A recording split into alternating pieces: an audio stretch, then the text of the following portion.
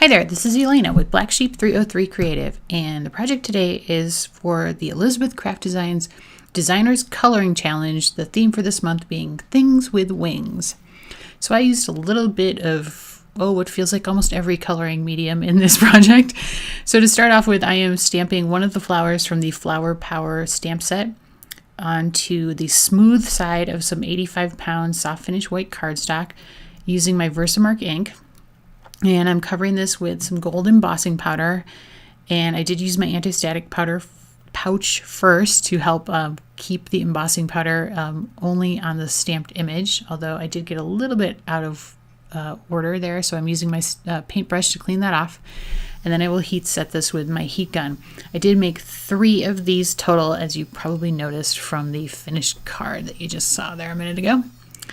And once I have all 3, I am going to spritz them with some water from my distress sprayer very lightly and then sprinkle them with some Brusho watercolor powder.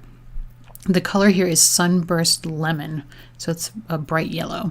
And as you can see, when you spritz it with the water, the pigment powder sort of bursts and spreads. So I just kind of randomly go back and forth, sprinkling and spritzing and sprinkling and spritzing until I get the look that I'm kind of after. It's hard to tell until it's dry, but you get sort of a cool random watercolory effect with this powder, and it's pretty easy to work with and very fun. So that's how I did my yellow flowers. Pretty easy. Now you can see I've die cut them out with the matching dies that I absolutely love. Love them. And then I'm using my black glaze pen to highlight the centers of the flowers. I'm just dotting around in the center of the flower, and there are a few open areas where the gold embossing powder doesn't get, and the black glaze pen doesn't stick to it, so you get a really nice gold black effect there. I cut out some leaves to go with my flowers, so these are 3 leaves that I cut using the Leafy Branch 5 die. I also cut out 1 each of the Pair of Leaves 1 die using True Green soft finish cardstock. What you're seeing here is the Celadon Green soft finish cardstock. To add a little bit of extra color and dimension to the leaves, I'm using some Distress inks and my blending tool, and I'm basically just sponging it on randomly onto these leaves. So for this, I'm using Mowed Lawn right now, and there is no special technique. I'm just kind of randomly sponging it on here and there to give a little bit of added dimension. I did want that Celadon green color to stay in certain areas, but then I wanted to deepen it in others. So here I'm adding pine needles, which is an even darker green, to give it a little more dimension. And on the true green leaves that I cut that you won't see me do, I did use just pine needles, and that adds a very subtle shading effect because it's pretty close in color to that true green cardstock, but it does look nice on the finished result. For my butterflies, I stamped these out using a permanent black ink. I used Memento Tuxedo black ink because I knew I wanted to color them with my alcohol markers. So I'm using my Spectrum Noirs. And I wanted some sort of turquoisey blue butterflies, and then I wanted some purple butterflies. So these are the turquoisey blue ones. And so I started out with BT2, and then I added some shading with BT4. I'll add some additional shading with BT5. And then I'm going to blend it out again with BT2, which is the lightest. And I wasn't crazy about how blended out that got, so I went back and added in more shading with BT5 and then a BT4, blended that a tiny bit, added some BT7 and then a little more BT5 back in, and I didn't really blend that because I wanted to get that kind of, more structured dimension on the wings. The lighter butterflies are the ones that I use, so I used PL1 and PL2, as you'll see here, and I didn't really blend them. And then those middle butterflies I didn't use. I thought they were too dark. The bodies I colored with TN7, and then I added a little bit of shading with TN8. And then here's where I'm going to decide on these blue butterflies that I need some, instead of the turquoisey blue, I need some actual blue to really make it pop.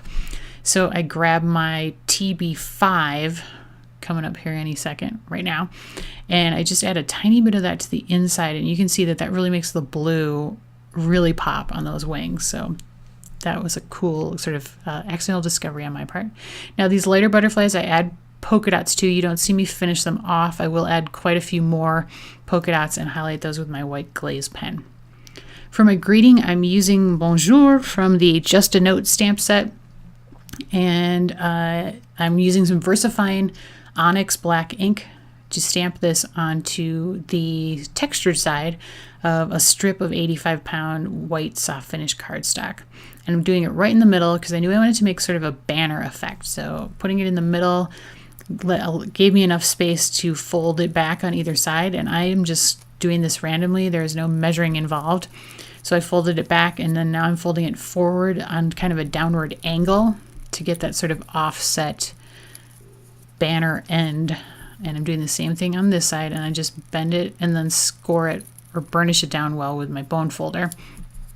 And then I'll cut a banner tail into the ends with my scissors, and I'm just eyeballing this as well. So you cut up the middle and then cut from the corner to the middle and the corner to the middle, and that gives you a good little banner fishtail there. So if you've never done that, that is my advice on the way to make an easy fishtail on your banner. So it looked a little plain to me, so I decided that I wanted to add a little purple highlight to this. So I grabbed my PL4 marker and I just went along the edge and added a little bit of a purple edging to the banner, and that finished it off nicely and helped it stand out from the background. And then for a little added sparkle, I grabbed my glitter dots in silver and gold and used 2 of the big ones on either side of the banner to kind of complete that look. So there you see all my elements have been die cut out, and my card base is an A2 size using some 100-pound soft finish cardstock. This is Time for Teal soft finish cardstock that I cut out, or a die cut out, using my Stitched Rectangles die set. I used the largest die in this set, and that is slightly larger than an A2 size card. So the easiest way to get that stuck onto my A2 size card was to put the adhesive on the card front, and then I sort of centered the card front onto the back of that teal panel to get it in place nicely.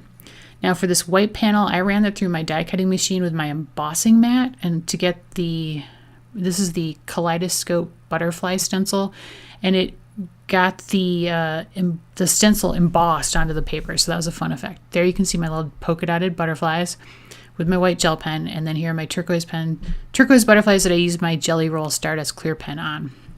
There are my leaves, my flowers, and I got my banner. So I'm going to be using the debossed side facing up on that butterfly embossed panel, just so you know. So that's going to go down here. And now it's a very, very subtle effect, but you do see it. Like, it's kind of pretty, although again, very subtle on the back, in the background of that card. Now to adhere my leaves down to the front, I basically put 2 pieces of the 10mm clear double-sided adhesive tape, just stuck it right onto the front, and now I'm just sticking the leaves right on top of it. And that was like a super easy way to get them stuck down in place without having to like put adhesive all along those very delicate dies. Now with my flowers, I use 6mm tape, and I only put a strip of tape down the middle, and I do this with all of my floral cards because this allows the sides of your flowers to sort of pop up and not be stuck down, and it adds a lot of really nice dimension to the card front. So I do that regularly. My banner seemed like it also needed dimension, so I added some foam tape onto the back of the center. I had a little bit of the tape on the sides, and I used that to adhere that into the upper left. In my butterflies, I had also bent up the wings on either side of the body, so I only have some 3mm adhesive tape just on the bodies of the butterflies, and that adds a little nice dimension to them as well.